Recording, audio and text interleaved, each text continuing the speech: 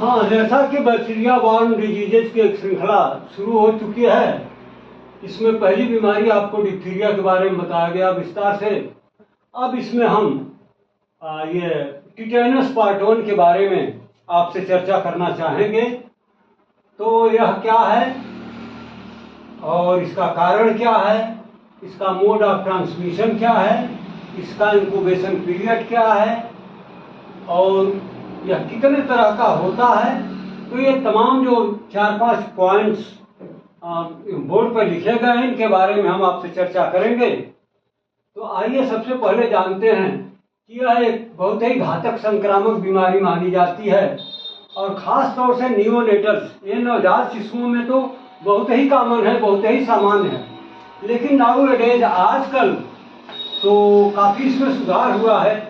लेकिन थोड़ा और पीछे जाएंगे आप तो ये शिशुओं के लिए, नवजात शिशुओं के लिए एक बहुत ही घातक बीमारी थी और बहुसंख्य डेथ जो है शिशुओं की इसके द्वारा हो जाती थी। तो इसका कारण बताया गया है।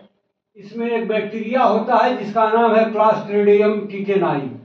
यही वो बैक्टीरिया है जिसके टॉक्सिन्स के द्वारा, विष के द्वारा शरीर जो है संक्रमित होती है और प्रॉपर मैनेजमेंट, ट्रीटमेंट न दिया जाए तो व्यक्ति के लिए यह जानलेवा भी हो सकती है। और इस बैक्टीरिया के बारे में बताया गया कि यह एक ग्राम पॉजिटिव एनारोबिक जीवाणु बनाने वाला ये बैक्टीरिया है।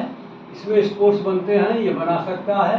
ये ग्राम पॉजिटिव ग्रुप का है और एनारोबिक है, माने उस जगह डेवलप करता है जहाँ पर ऑक्सीजन या एयर की डिफिशियंसी होती है, एब्सेंट होता है, वहाँ पर ये ग्रोथ करता है, मल्टीप्लाई करता है। इसके फैलने के तरीका क्या हैं, कैसे यह एक व्यक्ति से दूसरे व्यक्ति में फैल जाता है। तो इसमें बताया गया कि इसके जीवाणु जो हैं, यानी ये बैक्टीरिया, ये धूल, मिट्टी के कण, नमी वाली जगहों पर, सीलन भरी जगहों पर, अंधेरे युक्त जगहों पर तथा कुछ जानवर हैं जैसे गाय है, घोड़ा है आदि के गोबर या मल में ये पाए जाते हैं। और वहाँ से जैसे ही मौका पाते हैं निकलकर किसी हेल्दी व्यक्ति के बॉडी में, यानी उसके स्किन पर अगर कहीं कोई कट है, वुंड है, यानी स्किन उसकी पंचर है, तो इसके लिए वह एक खिड़की का काम करती है जिसके द्वारा ये बॉडी में एंट्री करके और उस व्यक्ति को संक्रमित कर देता है। तो इस तरह से ये कैसे फैलता है, तो इसमें बताया गया कि त्वचा पर किसी भी तरह से रगड़ का लग जाना, यानी त्वचा पर जो अल्सरेटिव वुंड हो जाते हैं तो उससे त्वचा जो है कट जाती है और अंदर जाने का डायरेक्ट रास्ता बन जाता है। तो अगर इस तरह का कोई वुंड है, कोई रगड़ है स्किन पर, तो ये क्लॉस्ट्रिडियम टिटेनाई के लिए बहुत ही सुखद स्थिति होती है और उसी के द्वारा ये उसमें बॉडी में एंट्री करके और शरीर को संक्रमित कर देता है।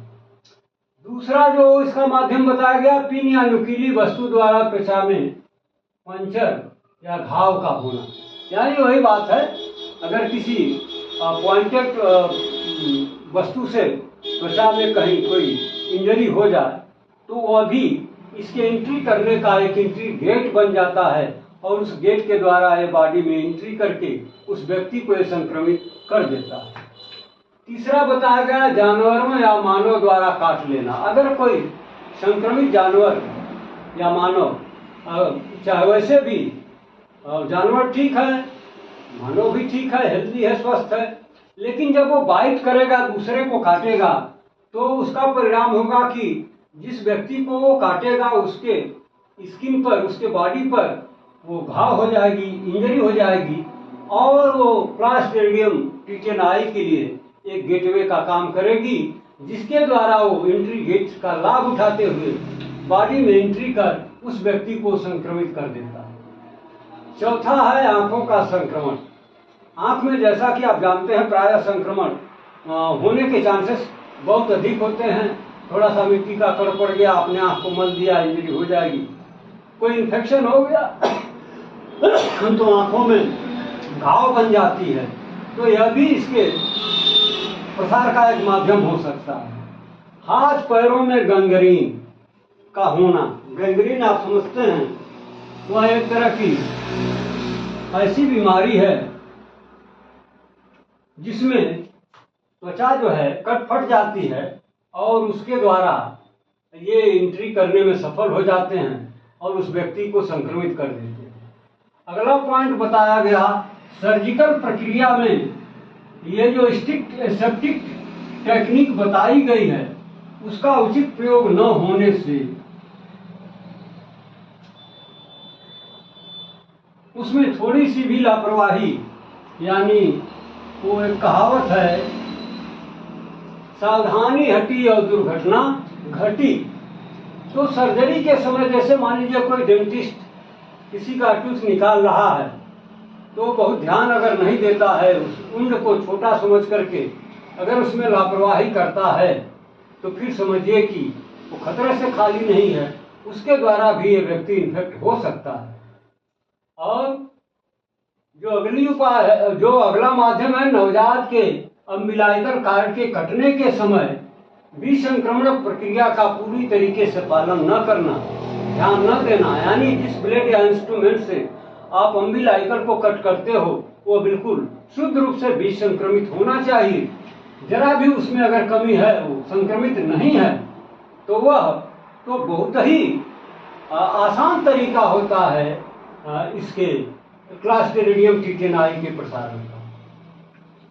अगला जो कारण बताया गया, माध्यम बताया गया, गर्भस्थ शिशु की मृत्यु। इंट्रायूटेराइन लाइफ में अगर बच्चे की डेथ हो जाती है तो फिर इस कंडीशन में क्लास्ट्रीडियम टिटेनाई के इन्फेक्शन के चांसेस बढ़ जाते हैं। फिर बताया गया मध्यकर्ण का संक्रमण। प्रायः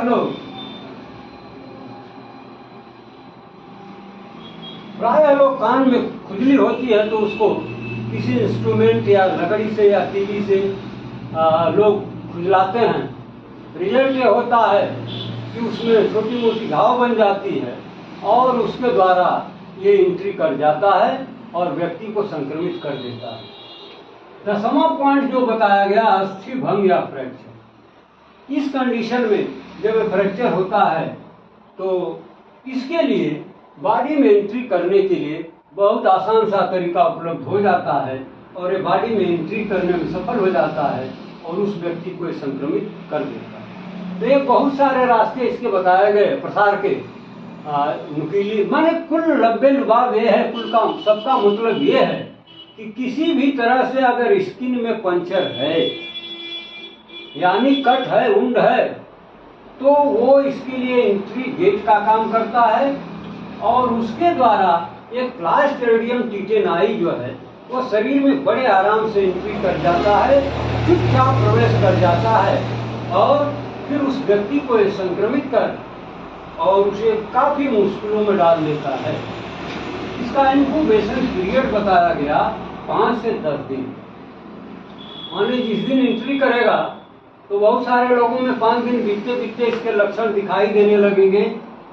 बहुत लोगों में 10 दिन तक कुछ नहीं दिखता है, 10 दिन बीतते बीतते इसके लक्षण अपीयर होने लगते हैं। तो इसलिए इसका इंक्यूबेशन पीरियड माना गया 5 से 10। इंक्यूबेशन पीरियड का जैसा कि पहले बार बार वो बताया गया है कि किसी बैक्टीरिया या वायरस या किसी भी फॉरेन एंटीजन के बॉडी में एंट्री करने के समय से लेकर के और जय दिन तक उसका कोई लक्षण न दिखे, 10 दिन तक न दिखे, 5 दिन तक न दिखे, तो उस जिस दिन दिखने शुरू हो जाए लक्षण इसके उस दिन और बैक आइए जिस दिन इसने एंट्री किया, तो बीच में ये जो एक गैप बन रहा है इसी पीरियड को हम कहते हैं इंक्यूबेशन पीरियड। तो ये माना गया 5 से 10। अब ये कितने तरह का टिटेनस होता है ये विस्तार से यहाँ बताया गया है।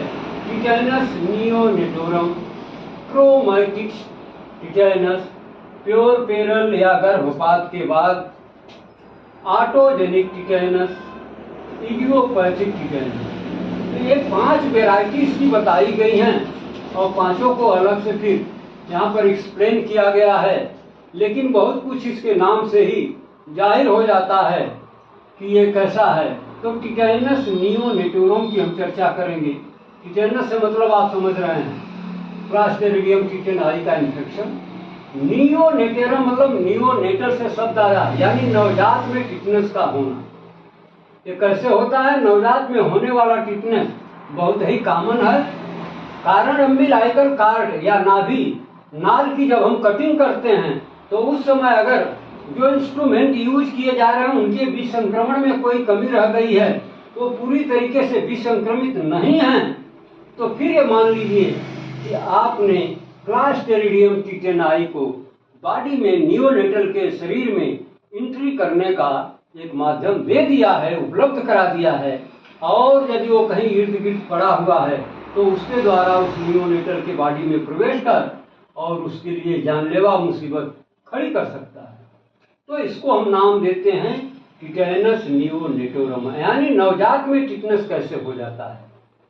दूसरा जो बताया गया ट्रोमेटिक टिटेनस, जैसा नाम वैसा काम। ट्रोमा मीन्स होता है चोट, तो चोट के लगने के वजह से भी त्वचा में इंट्रीगेट बन जाते हैं, पंचर हो जाता है, कट हो जाता है, वुंड हो जाता है। तो ये क्लास्ट्रीडियम टिटेनाई के लिए बॉडी में एंट्री करने का एक बहुत ही सुगम रास्ता बन जाता है और इस तरह से यह बॉडी को इन्फेक्ट करने में सफल हो जाता है। तीसरा है प्योर पेरल या गर्भपात के बाद। जैसा कि आप जानते हैं कि आप ड्यूरिंग डिलीवरी या आफ्टर पार्चुरेशन या फिर एबॉर्शन के बाद जो जेनाइटेलिया हैं उसमें बहुत सारी इंजरी हो जाते हैं, बहुत सारी घाव हो जाते हैं, वुंड हो जाते हैं। और जब वुंड हो जाएंगे तो फिर वही तो चाहिए इसको, क्लास्ट्रीडियम टिटेनाई को बॉडी में प्रवेश करने के लिए। तो वो रास्ता बड़े आराम से इसको मिल जाता है और इस एंट्री गेट के द्वारा बॉडी में प्रवेश कर और बॉडी को ये इन्फेक्ट कर देता है, विसंक्रमित कर देता है। किसी भी दुर्घटना द्वारा त्वचा पर घाव या त्वचा का फट जाना, ठीक है। तीसरा है सूचकावस्था या गर्भपात के बाद। चौथा है ओटोजेनिक टिटेनस। ओटो माने कान, रिलेटेड टू ईयर, और जेनिक माने पैदा होने वाला, यानी जो कान माध्यम बन जाए, टिटनेस का जब कान माध्यम बन जाता है तो उसको हम नाम देते हैं ओटोजेनिक टिटेनस, यानी कान के माध्यम से पैदा होने वाला टिटनेस को नाम देंगे ओटोजेनिक। ये कैसे हो जाता है? आप देखते हैं प्रायः लोग कान में खुजली होती है तो माचिस की तीली या किसी महीन लकड़ी या फिर सुई या कोई निडिल, इस तरह के इंस्ट्रूमेंट या सामान या मटेरियल्स का लोग यूज करते हैं कान को खुजलाने में। होता क्या है कि उससे छोटी मोटी घाव हो जाती है इनर साइड में, और वो घाव फिर क्या है, क्लास्ट्रीडियम टिटेनाई का रास्ता बन गया और बड़े आराम से एंट्री कर जाता है। पांचवा जो बताया गया इडियोपैथिक टिटेनस, अज्ञात कारणों से होने वाला टिटेनस। कभी कभी ऐसा भी होता है कि कोई कारण दिखता नहीं है लेकिन व्यक्ति को टिटेनस की प्रॉब्लम हो जाती है।